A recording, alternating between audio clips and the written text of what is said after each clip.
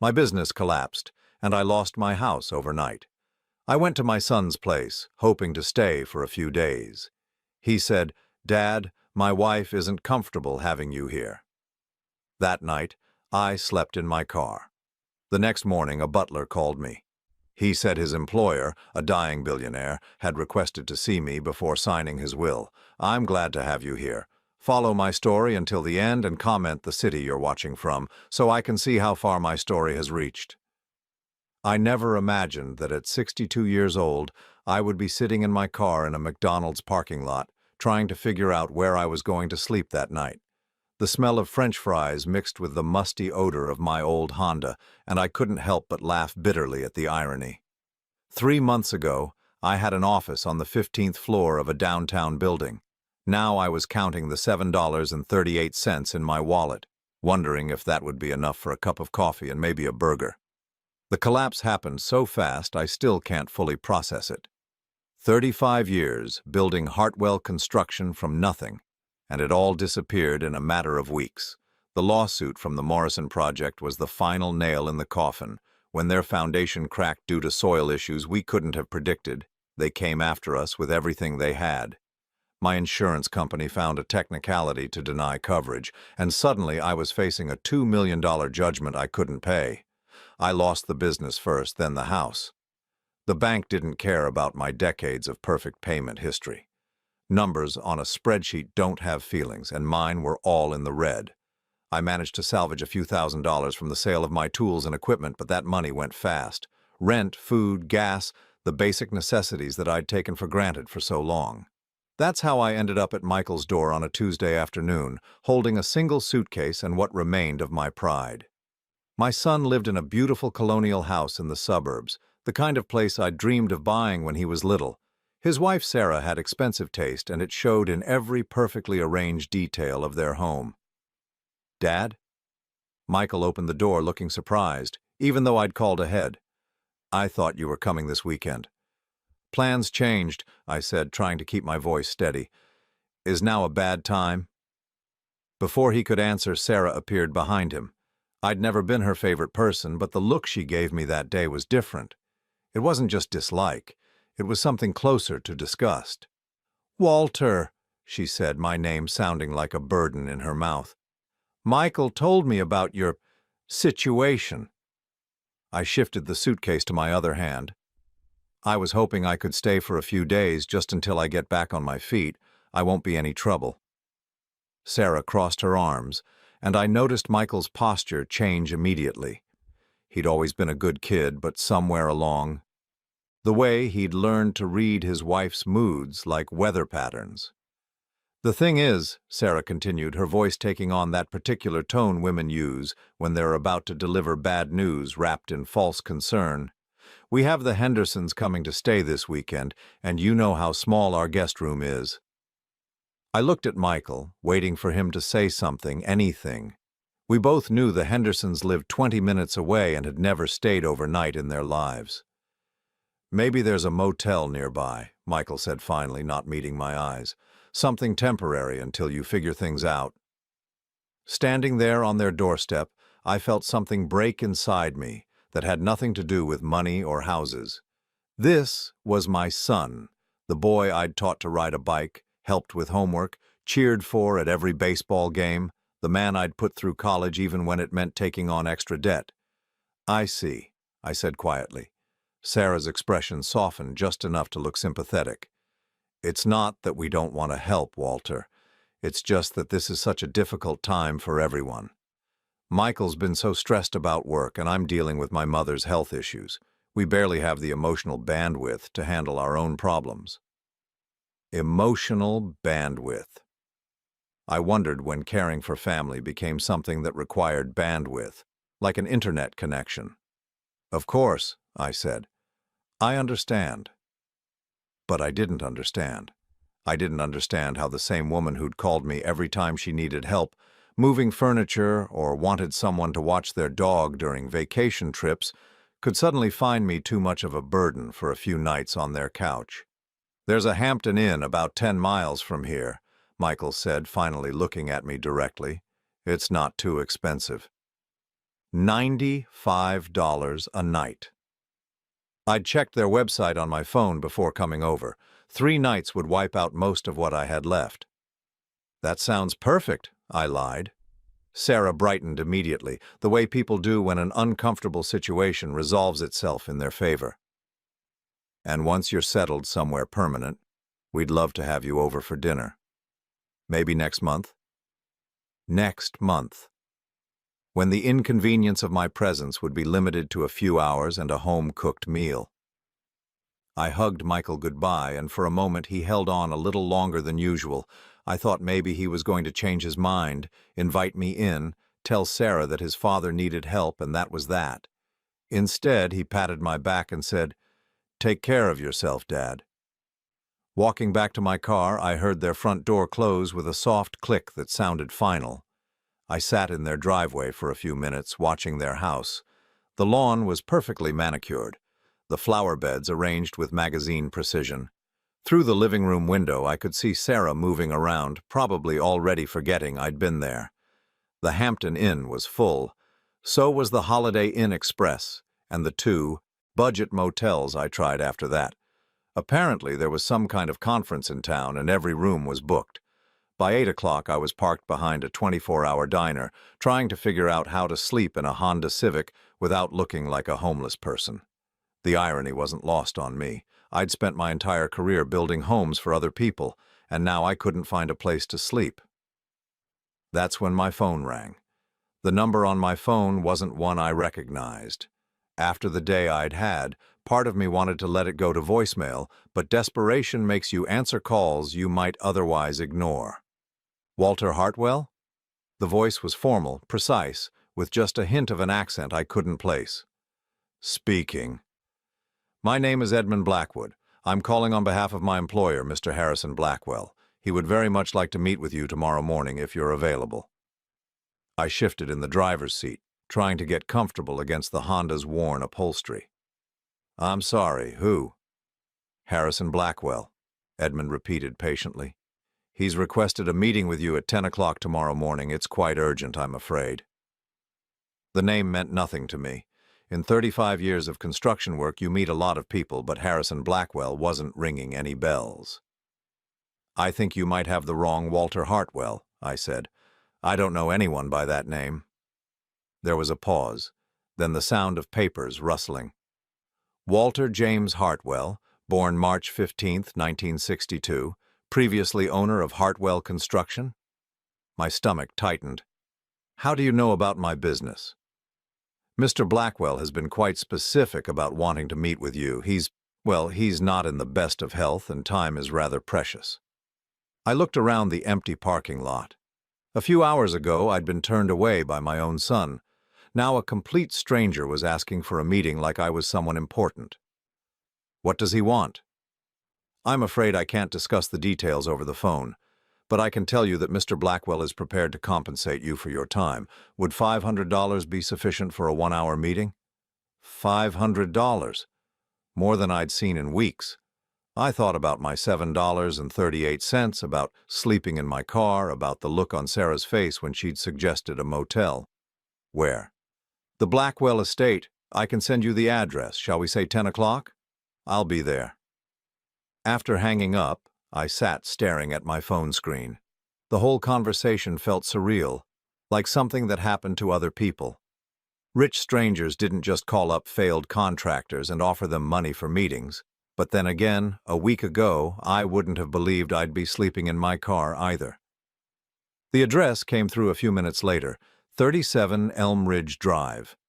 I plugged it into my GPS and wasn't surprised to see it was in Millbrook Heights, where the houses started at $2 million and went up from there. I tried to sleep that night, but the Honda's seats weren't designed for someone my size.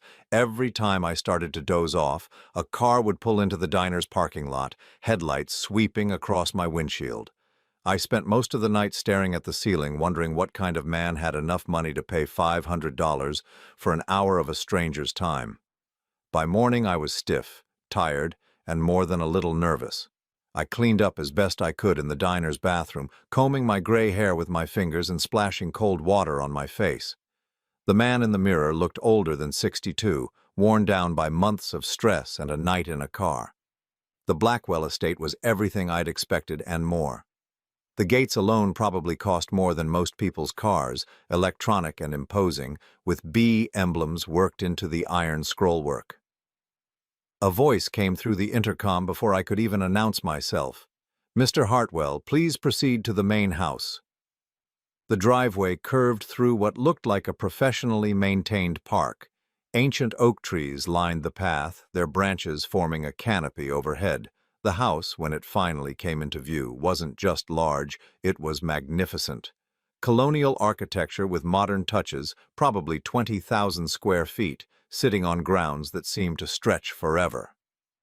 I parked my Honda between a Mercedes and a BMW, feeling like I'd brought a skateboard to a car show. Edmund Blackwood met me at the front door. He was exactly what I'd pictured. Tall, thin, impeccably dressed in a dark suit that probably cost more than my car. His gray hair was perfectly styled, and his handshake was firm but brief. "Mr. Hartwell, thank you for coming. Mr. Blackwell is waiting for you in his study." He led me through rooms that belonged in a museum. Persian rugs covered hardwood floors that gleamed like mirrors. Oil paintings in heavy frames lined the walls, and every piece of furniture looked like it had been handcrafted by someone who'd never worried about money. The study was smaller than the other rooms, but somehow more impressive. Floor-to-ceiling bookshelves filled with leather-bound volumes, a massive mahogany desk, and windows that looked out over gardens that probably required a full-time staff. Harrison Blackwell sat behind the desk in a wheelchair, and I could see immediately that Edmund hadn't been exaggerating about his health. He was thin to the point of frailty, his skin pale and papery. But his eyes were sharp, alert, studying me with an intensity that made me uncomfortable. "Walter Hartwell," he said, his voice stronger than his appearance suggested. "Please sit down." I took the chair across from his desk, my work boots looking out of place on his expensive rug. "Thank you for coming," he continued. "I imagine you're wondering why I asked to see you." The thought had crossed my mind. He smiled, and for a moment something flickered in his expression. Recognition? Sadness? It was gone too quickly for me to be sure. "Tell me, Walter, do you remember a rainy night 8 years ago? October 23rd, to be exact. Route 12, just outside Millbrook?" My blood went cold. I hadn't thought about that night in years, had tried not to think about it, but suddenly I was right back there, rain pounding on my windshield, the curve coming up too fast, the headlights in the wrong lane. "How do you know about that?" Harrison Blackwell leaned forward in his wheelchair, his pale hands folded on the desk. "Because, Walter, I was in the other car." The words hit me like a physical blow. I gripped the arms of the chair, my heart pounding as that night came flooding back in vivid detail. The rain, the screech of brakes, the sickening sound of metal against metal. I'd tried so hard to forget, but some memories refused to stay buried. "You were—" I started, then stopped. My mouth had gone dry. Harrison nodded slowly. "The BMW that went through the guardrail. Yes, that was me." October 23rd, 8 years ago. I'd been driving home from a job site, exhausted after a 14-hour day trying to finish a kitchen renovation before the weekend. The rain had started around sunset and hadn't let up. Route 12 was always dangerous in weather like that with its sharp curves and steep drops, but I'd driven it 1,000 times.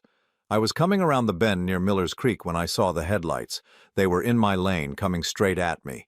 The BMW was hydroplaning, completely out of control. I had maybe 2 seconds to react. "You swerved," Harrison said quietly, watching my face. "You could have stayed in your lane. The impact would have been head-on, but the other driver would have taken most of the damage. Instead, you swerved right into the guardrail." I remembered the decision, if you could even call it that. It was pure instinct. See danger, avoid it. I yanked the wheel hard, right, sending my truck into a skid that carried me straight into the metal barrier. The guardrail had held barely, but my truck was totaled. "You went through the rail," I said, the memory becoming clearer. "Down into the creek." 20 feet down, Harrison confirmed. "The car landed upside down in 3 feet of water. The impact knocked me unconscious." I closed my eyes, seeing it again.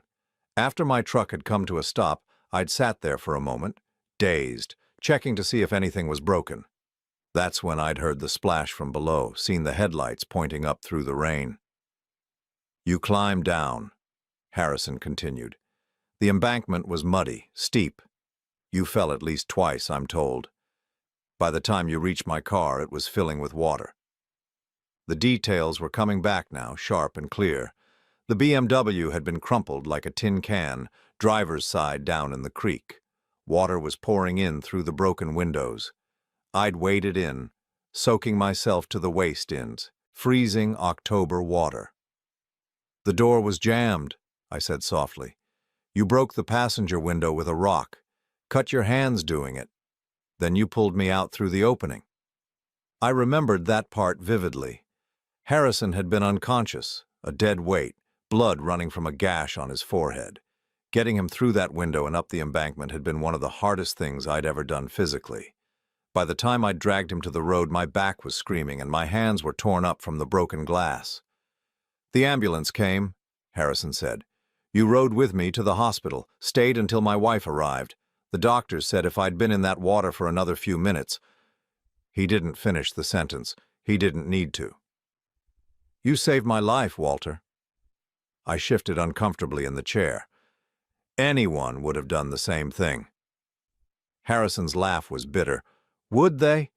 The police report said 3 other cars passed the scene before you arrived. 3 people who saw my headlights in the creek and kept driving. I hadn't known that. After that night, I'd tried to put the whole thing behind me. My insurance had covered the truck. I'd been unhurt except for some cuts and bruises, and I'd gone back to work the next Monday like nothing had happened. Why didn't you ever contact me? Harrison asked. After that night, I mean. You never called, never came by the hospital. I thought about how to explain it. It wasn't my business. You were alive, that's what mattered. I figured you had your own life to get back to. My own life, Harrison repeated, and there was something in his voice I couldn't identify. Do you know what I was doing that night, Walter? Why I was driving in weather like that? I shook my head. I was running away, from my wife, from my business, from everything. I'd just found out that my company was about to be investigated for fraud, environmental violations that could have sent me to prison for 20 years. I was scared, panicked, and I was driving to the airport to catch the first flight out of the country. The room fell silent except for the ticking of an antique clock on the mantelpiece. The accident changed everything, Harrison continued. While I was recovering, my lawyers found a way to clean up the mess.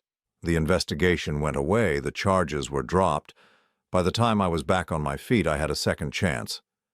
He reached into his desk drawer and pulled out a thick manila folder. I built this empire because of that night, Walter. Because you gave me the chance to make things right. Blackwell Industries is worth $800 million today. I own real estate in 12 states, manufacturing facilities in 6 countries. All of it exists because you pulled me out of that creek. My head was spinning. I don't understand why you're telling me this. Harrison opened the folder and spread several documents across his desk. Because I'm dying, Walter. Pancreatic cancer. The doctors give me 2 months, maybe 3. And before I go, I need to settle my debts. He pushed one of the documents toward me. It was covered in legal language I didn't understand, but I could make out enough to see dollar amounts with a lot of zeros. This is my will, Harrison said. As of yesterday, you are the sole beneficiary of my estate. I stared at the paper, the words not making sense. What? Everything, Walter. The house, the business, the investments, all of it goes to you. That's... I struggled to find words. That's impossible. You have a family, children? Harrison's expression darkened. I have a son who hasn't spoken to me in 5 years. He's waiting for me to die so he can inherit enough money to support his gambling addiction and his third wife's shopping habits. I have a daughter who calls me twice a year, on my birthday and Christmas, and only to ask for money. Neither of them was in that creek 8 years ago. I pushed the document back toward him. I can't accept this. You don't have a choice. It's already done. The papers are filed. The lawyers have been paid. When I die, everything becomes yours. But why? I mean, I appreciate the gesture, but what happened that night? It was just human decency. It doesn't deserve this. Harrison leaned back in his wheelchair, studying me with those sharp eyes. "Do you know what you did after you pulled me out of that water, Walter? You gave me your jacket. You were soaking wet, shivering, your hands were bleeding, and you gave me your jacket to keep me warm. Then you sat with me in the rain until help arrived. You held my head to keep the water out of my mouth. I had forgotten about the jacket. You didn't know who I was. For all you knew, I was some drunk who'd nearly killed you, but you treated me like I mattered, like my life had value. Do you have any idea how rare that is? Anyone would have—" "No," Harrison interrupted firmly. "Anyone wouldn't have. Most people would have called 911 and driven away. You stayed. You cared. And in 30 years of business dealing with thousands of people, you're the only person who ever showed me genuine kindness without wanting something in return." He pulled out another document, this one shorter and simpler. "This is a letter I wrote to you 3 years ago, after my first cancer diagnosis. I've rewritten it dozens of times, but I could never bring myself to send it. I kept thinking I'd have more time, that maybe I'd find a way to repay you that didn't feel so dramatic.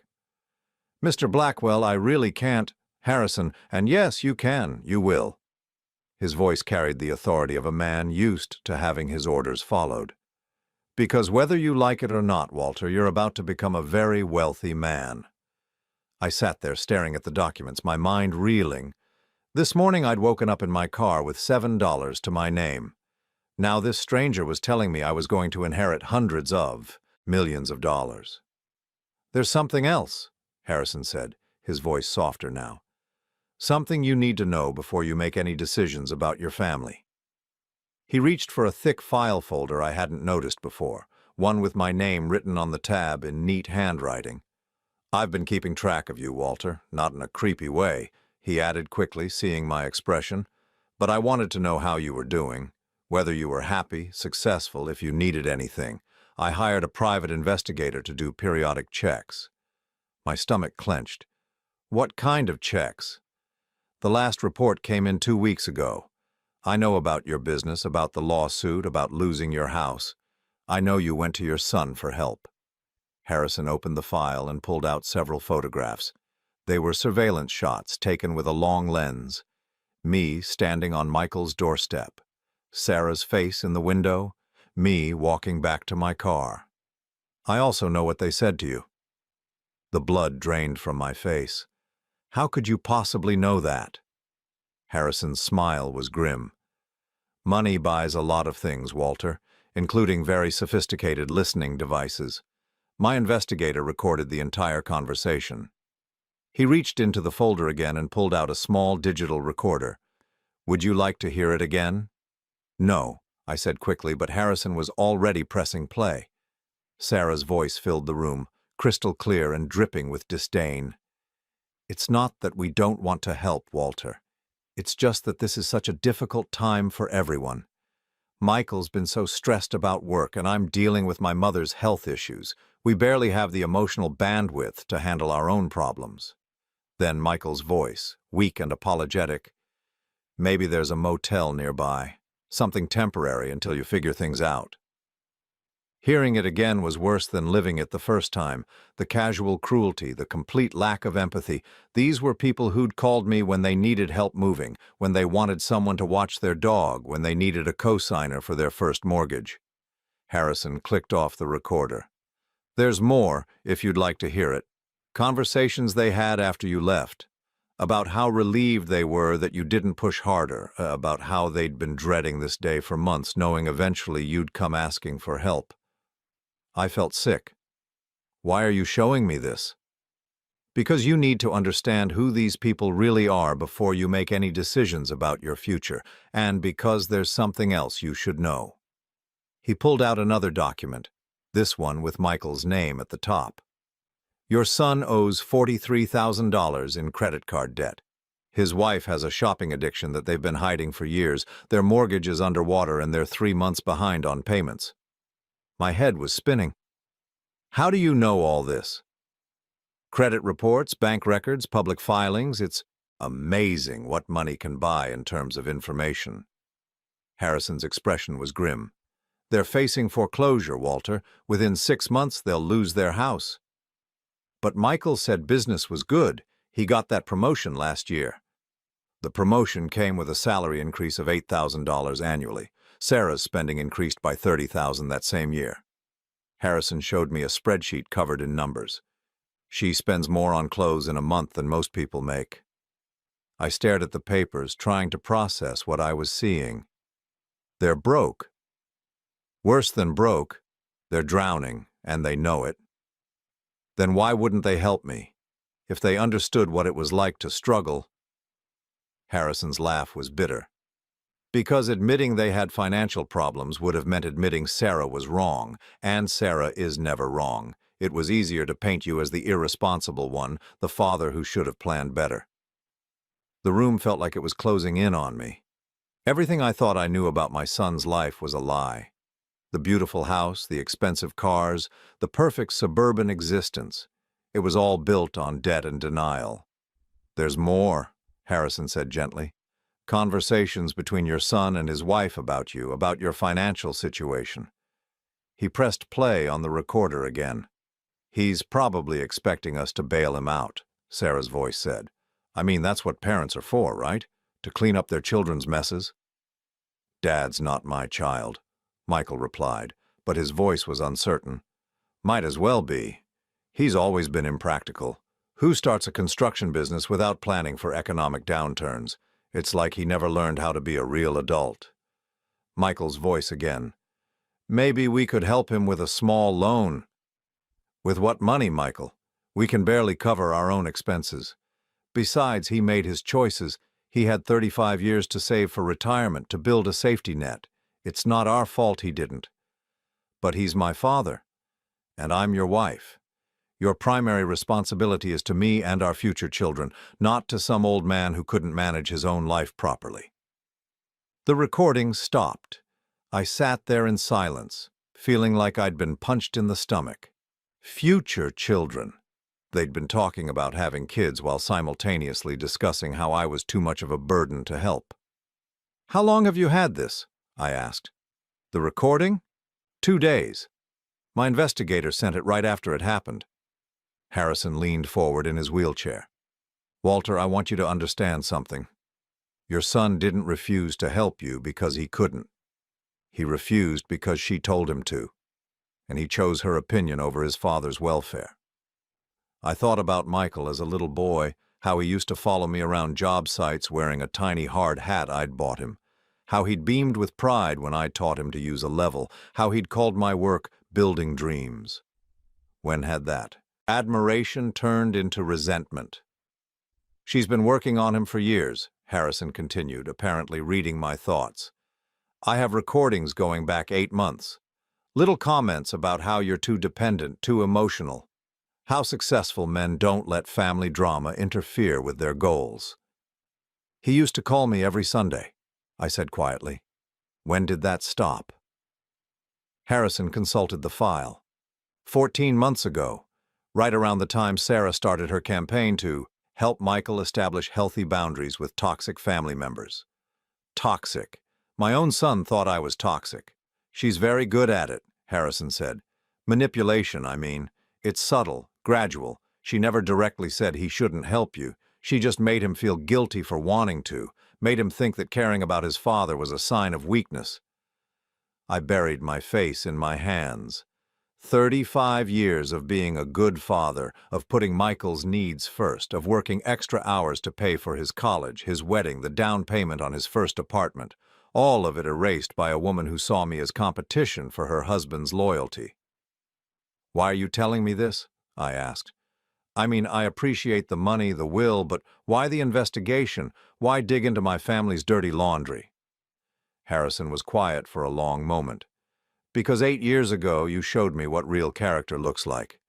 You risked your life for a complete stranger, and you never asked for anything in return. I've spent these past years watching you, and I've never seen you deviate from that character, not once." He gestured toward the recorder. "But I also wanted to make sure you understood what you're dealing with, because what's about to happen next is going to test every relationship you have." "What do you mean?" I mean that when I die, which will be very soon, and when this will becomes public knowledge, your family is going to suddenly become very interested in reconciliation. They're going to come to you with tears in their eyes, talking about how sorry they are, how they made a mistake, how much they love you. I felt a chill run down my spine. Sarah will probably even suggest that her behavior was caused by stress, by worry about Michael's job security. She'll make herself the victim of circumstances beyond her control, and Michael will stand there nodding, believing every word. You think they'll try to get the money? I don't think it, Walter. I know it. Because I've seen this before. Money changes everything, and everyone around you will suddenly remember how much they care. Harrison pulled out one more document. This one sealed in an envelope with my name on it. This is a letter I want you to read after I'm gone. It contains some additional information about your family, some things I discovered that will help you make informed decisions about your future. What kind of things? The kind that will make it very clear who you can trust and who you can't. Harrison's expression was sad. I'm sorry, Walter. I know this isn't what you wanted to hear, but you deserve to know the truth before you have to make any choices. I took the envelope, noting how heavy it felt in my hands. How long do I have? I asked. Before days, maybe a week. The doctors aren't sure. Harrison smiled, and for the first time since I'd arrived, it looked genuine. But I'm not afraid. I've made my peace with everything, settled my debts, including the one I owed you. You don't owe me anything. I owe you everything. His voice was firm. And now you'll have the resources to build whatever kind of life you want, without having to depend on people who see you as a burden. As I left the Blackwell estate that afternoon, I drove past my son's house. Michael's car was in the driveway, and I could see him through the living room window, probably getting ready for dinner. A normal evening in what looked like a normal life. But now I knew the truth about what was behind that perfect facade. The debt, the lies, the casual cruelty, and soon I'd have to decide what to do with that knowledge. The envelope from Harrison sat heavy in my jacket pocket, full of secrets I wasn't sure I wanted to know. But as I drove toward the motel I could now afford, I realized that for the first time in months I wasn't afraid of tomorrow. I was angry, and that felt surprisingly good. Harrison Blackwell died on a Tuesday morning exactly 5 days after our meeting. I got the call from Edmund while I was having breakfast at the diner where I'd been eating most of my meals. The funeral was private, he said, just immediate family. I wasn't invited, which was fine by me. I'd said my goodbyes already. The will reading was scheduled for the following Friday. Edmund had insisted I attend, even though I already knew what it contained. He said there were additional documents Harrison wanted distributed, things that couldn't be handled through normal legal channels. I spent those intervening days in a strange kind of limbo. I'd upgraded from sleeping in my car to a decent motel room, but I didn't dare make any major plans. Part of me still couldn't believe this was real. Maybe Harrison had changed his mind at the last minute. Maybe his family would contest the will. Maybe I'd wake up tomorrow and find out it had all been some elaborate mistake.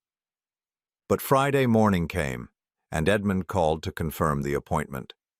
The law offices of Pemberton Hayes and Associates occupied 3 floors of a downtown building that screamed old money, the kind of place where the furniture was older than most people and the secretaries spoke in hushed, reverent tones.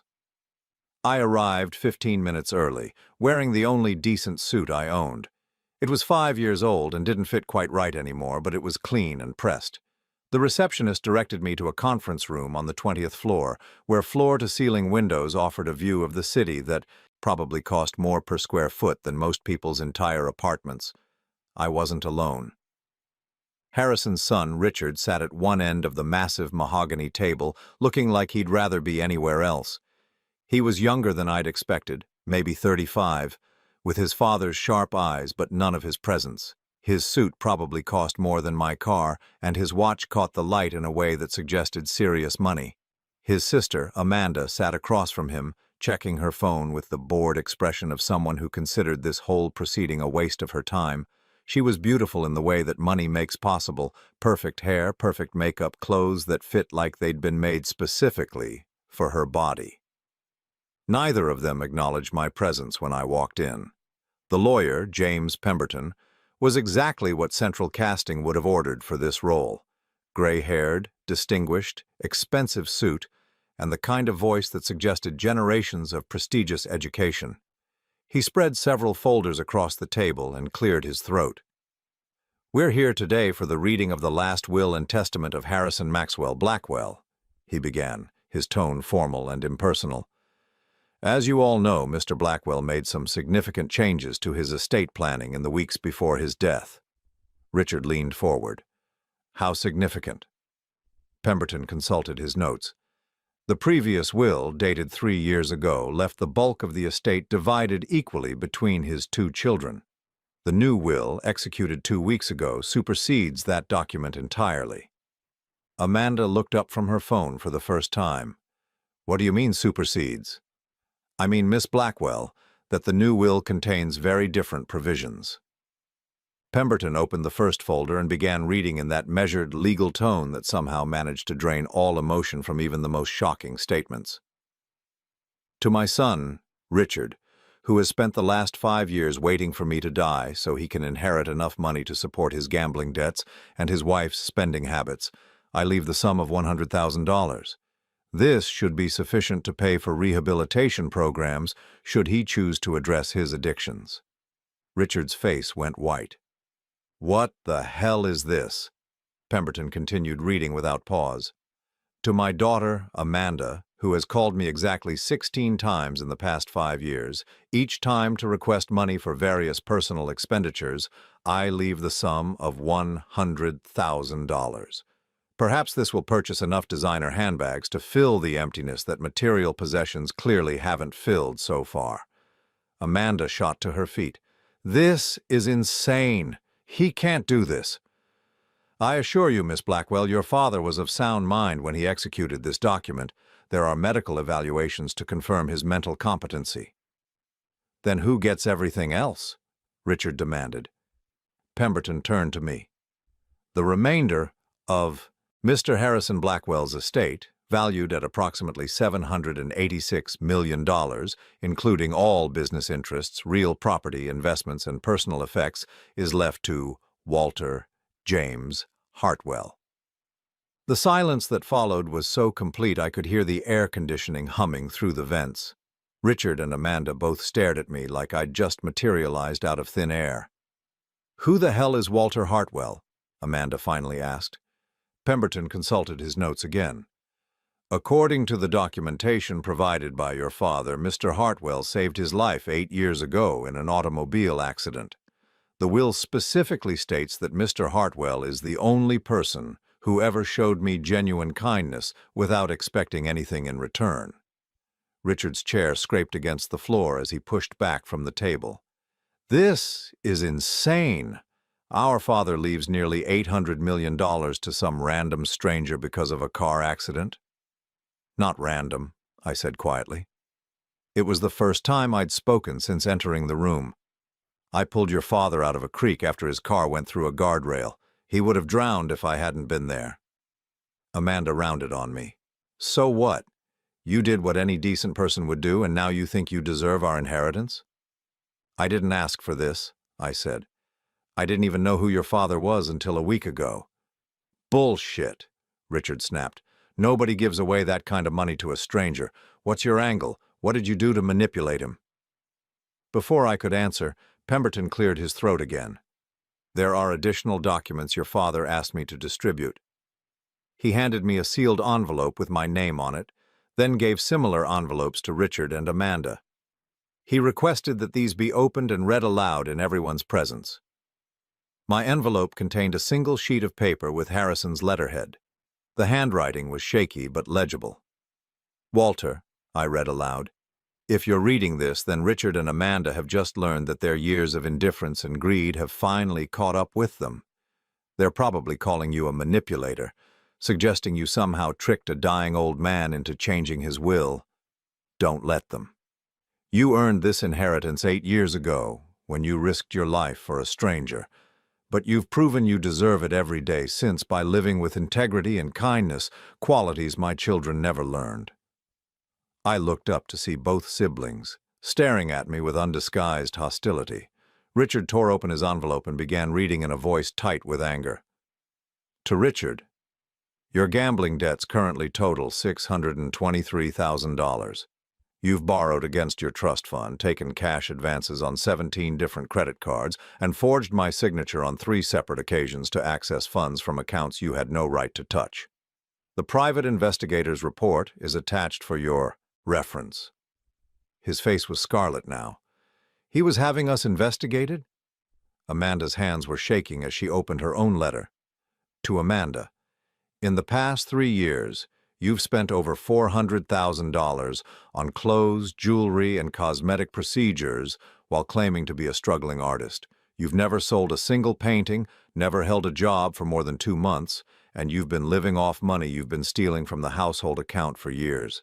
The documentation is attached. She crumpled the letter in her fist. This is harassment. This is character assassination. This is truth, Pemberton said calmly. Your father was very thorough in his documentation.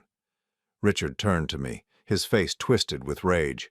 You did this. You poisoned him against us. I met your father exactly once before he died, I said, last week. Then how did he know about our... Richard stopped himself, apparently realizing that finishing that sentence would be an admission.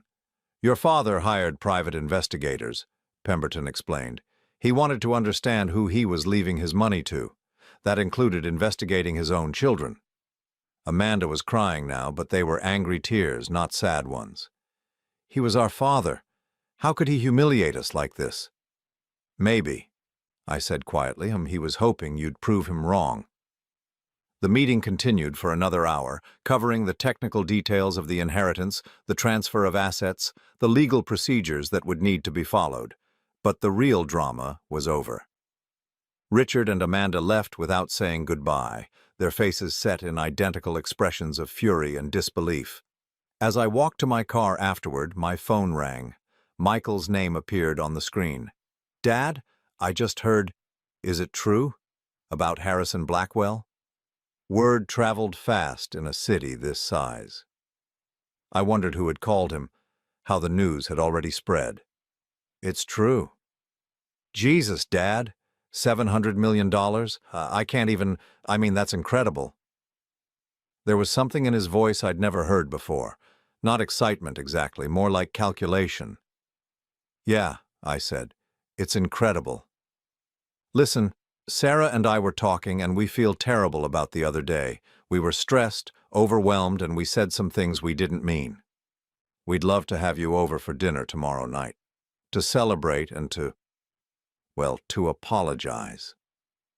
I sat in my car outside the law office, looking up at the building where I'd just inherited more money than I could spend in 10 lifetimes. 24 hours ago, these same people had told me they didn't have the emotional bandwidth to help their homeless father. Now they wanted to celebrate. That's very generous, I said. Let me think about it. Of course, take your time. We'll be here whenever you're ready. After hanging up, I drove to the cemetery where my wife was buried. Margaret had been gone for 12 years now, cancer taking her just 2 years before, the accident that had changed everything. I sat by her headstone and told her about Harrison, about the inheritance, about our son's sudden change of heart. What should I do, Maggie? I asked the granite marker. You always knew what was right. The wind rustled through the oak trees overhead, but it didn't sound like an answer, it just sounded like wind. That night, I opened the sealed envelope Harrison had given me during our meeting, the one with additional information about my family. Inside were photographs, bank records, and a transcript of a conversation between Michael and Sarah from just 3 days ago. If he really does inherit all that money, Sarah's voice said on the recording, we need to make sure we're back in his good graces. I've been thinking about how to handle this. Handle what? The reconciliation. We can't just pretend nothing happened. We need a story that explains our behavior without making us look bad. What kind of story? We were protecting him. We knew he was proud and we didn't want him to feel like a charity case. So we encouraged him to be independent, to solve his own problems. It was tough love. Michael's laugh was hollow. You think he'll buy that? He'll want to buy it. Nobody wants to believe their family doesn't care about them. Give people a face-saving explanation, and they'll usually take it. I turned off the recording and sat in the darkness of my motel room, feeling something cold and hard settle in my chest. Tomorrow I'd go to dinner at my son's house, but not for the reasons they expected. I arrived at Michael's house at exactly 7 o'clock, carrying a bottle of wine I'd bought for the occasion. Not an expensive one. I was curious to see if they'd notice. Sarah answered the door wearing a dress I'd never seen before, something that probably cost more than I used to make in a week. "Walter." She embraced me like we were old friends, holding on just a little too long. "I'm so happy you could come. We have so much to talk about." The house looked different somehow. Cleaner, more organized, like they'd spent the day preparing for an important guest. The dining room table was set with their good china, candles flickering in crystal holders. It was the kind of effort they'd never made for regular family dinners when I was just their broke father. Michael appeared from the kitchen, grinning broadly. "Dad, come in, come in. Can I get you a drink? We've got that scotch you like." I'd never expressed a preference for any particular scotch, but I didn't correct him. "Just water for now," I said. Sarah took my arm, guiding me toward the living room. "We thought we'd sit and talk before dinner. There's so much catching up to do." We settled into their expensive furniture, and for a few moments nobody spoke. They kept glancing at each other, some kind of silent communication I wasn't supposed to notice. "So," Michael finally said, his voice carefully casual, "this inheritance thing, that's really something." "It is." $700 million, Sarah said, shaking her head in apparent amazement. "I can't even imagine having that kind of money. What are you going to do with it all?" "I haven't decided yet." Another glance between them. Sarah leaned forward, her expression earnest. "Walter, before we go any further, Michael and I need to apologize for the other day. We handled that situation terribly."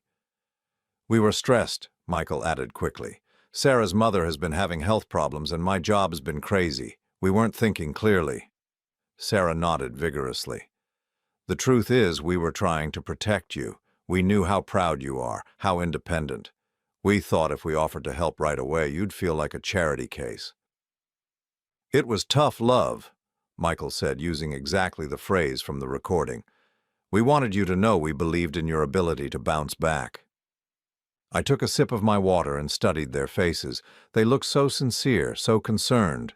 If I hadn't heard the recording, I might have believed them. "That's very thoughtful," I said.